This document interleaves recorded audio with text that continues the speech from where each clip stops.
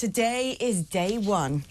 PB post-budget. I don't know if you had much time to reflect on it. It was a very packed and detailed budget. Took a long time to get off the ground, as I recall yesterday. So let's try and wade our way through some of the top lines and what this might mean to you with an economist who'll do a much better job of that than I ever could, Justin Urquhart-Stewart. Justin, great to have you back on today. Now, we sort of parted... Yes, you've got your cat. Excellent. Sorry. I love it. I love it. I usually try and put this in my... If Justin's coming on, it's part of the rider. Make sure there is a cat in shots. Which one's this today, Justin? This is Betty. I'm afraid she is best. She can't be moved. Oh, I love it. Starts crawling up my legs, so that's it. Anyway, she's very good at the economy. I mean, I'm just the biggest cat fan. This has cheered up my heart. But feeling really miserable about the budget. But now there's a cat on my screen. Everything's okay in the world again. Now, with the help of your emotional support animal, or my comfort creature, as I would call it, let's talk about some of the bad news coming out of the budget. I think the big headline today really has been, the sheer weight of taxes now facing the country. The tax burden, we said it was the highest since World War II. Well, that's just gone up again. Well, that's the problem.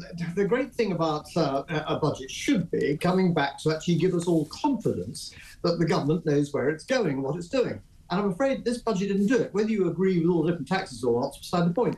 What you've got to be able to do is to be able to tell people, look, we are in control, this is what's going. Now, the UK economy is primarily a service-based economy. And therefore it's us going out buying stuff.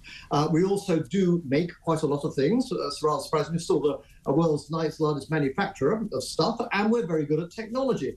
There was very little on these positive areas, which I saw actually encouragement in there. And so at the end of that, did people actually sit there and say, actually, I think this economy is going to be all right in the future? Or did they actually sit there and say, oh, God, more tax coming through? And then you look at the stock market, then you look at the bond market, then you hear boring people like me going on about the fact the cost has gone up, and you end up with diametrically opposite, not having confidence, but actually being rather depressed by it. So what I would like to now hear is almost the alternative one and say, OK, now let's actually reverse this and say, how do we actually now tell you actually that the economy can grow? OK, not very excitingly, but focus on the positive elements. And funny enough, actually, you'll get more investment heading that way. You get more confidence. When people got more confidence, they invest. They also spend. If you go the other way around, diametrically the opposite occurs. So that's what I'm so depressed about when I really look at it. Going through the Red Book last night, I have to say the whole thing really filled me with... it wasn't just doom and gloom. It was just actually frustrating that actually this looked like a technician's budget, not someone who's actually trying to run a country properly. Let's talk about this 22 billion black hole, the ever-evasive 22 billion black hole, which somehow turned into 40 billion extra taxes.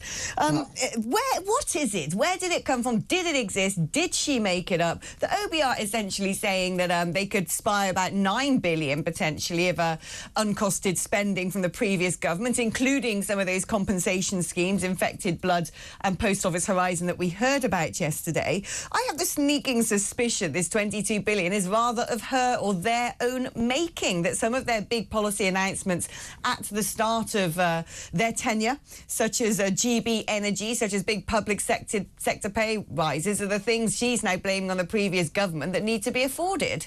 Well, I think that they're quite right with the first bit, actually not including the amount of money that's going to need to be put aside for things such as the blood issues and all the other areas that people are going to require. Well, that we need to put money aside for. The fact that wasn't included, I can sort of understand that. But after a while, when I was putting the figures together, I couldn't get to 20 billion. So whether it's just a matter of timing or whatever it is, there's a certain issue here that really doesn't, again, fill you with confidence. You can keep saying the figure 20 billion, but unless you can actually tell me where I'm actually supposed to be looking to try and find these holes, it just adds that issue again of a lack of confidence. So what you have to do here, I think, is then, right, OK, we've now got this amount of tax coming through. The people are going to be paying it. Really, I'm afraid, again, you're looking at the growth of companies there. None of the companies I've been speaking to at the moment are really saying, actually, this is going to help me with my growth. This is going to mean I'm making more profit, therefore paying more tax, therefore I'm going to be employing more people. Diametrically the opposite. And although there has been some relief there for small businesses to make sure, for ultra small businesses, that they don't have to pay initially the extra national insurance. But very, very quickly, when you start getting it to 4, 5, 6, 7, 8 people, growing businesses, that expense starts coming through really very quickly indeed. Don't dissuade people from actually employing people. Encourage them to employ people. Take it round the other way. Is there a risk now that we're going to have a sort of snowball effect when it comes to worklessness? We know there are more people out of work at the moment. There have been for a very, very long time indeed. We learn that employers' national insurance is going up unless you employ fewer than 4 people. And also the point at which you start dishing out for that has gone down, which means this is a big extra burden, a tax on employment, as Rachel Reeves herself called it before the general election, and now has actually put it in place. At the same time, we know a huge tranche of workers' rights are coming in, giving people things like sick leave from day one. We also know that one of the biggest demographics who are not in work are the 18 to 25-year-olds, often saying it's because of mental health. Do you think that what we could see now is actually, rather than approaching that worklessness and getting people back into the office and back into jobs, that could actually get much, much worse? Well, it really, that is one of the worrying things. You need the real incentive to make it worthwhile being in work. And put it around the other way, that actually if you're staying out of work, actually although there may be a safety net for you, it's not a mattress you can lie on for the rest of your life as an excuse not to do any work. And so you do need that push to actually make sure people get there. People no doubt squeal and sit there and say, but I can't live on that. Well, the whole point is you go out and get a job. And that's the area. The other bit, of course, is still go back to the entrepreneurialism, encouraging people setting up small businesses, don't matter how tall you are, and actually going out and being entrepreneurial, and that's encouraging. Now, the other bit was very little about the technology growth in this country. We're very good at the technology hubs. Now, all over the country, they all have all those various areas, mostly around some of the tech universities. But you've got, sort of things like Silicon Glen, Silicon Fen, Silicon Roundabout in London, but all over Bristol, Bournemouth, all sorts of places. That's where you're seeing new businesses coming up in technology, and that's very exciting. And more to the point, that gives people enthusiasm to know that actually we're rather good at these things. Tell people actually what we've been doing, how we've been creating it, and again, the positive attitude changes. And more to the point, when they seem to be successful, more people joining in and earning money and getting good money from it, funny enough, they attract people to go and work for them because you can earn really good money doing it. So actually, turn it round the other way. Show the businesses that they can grow, they can earn more, and you go and join those businesses and you can earn a lot of money doing so.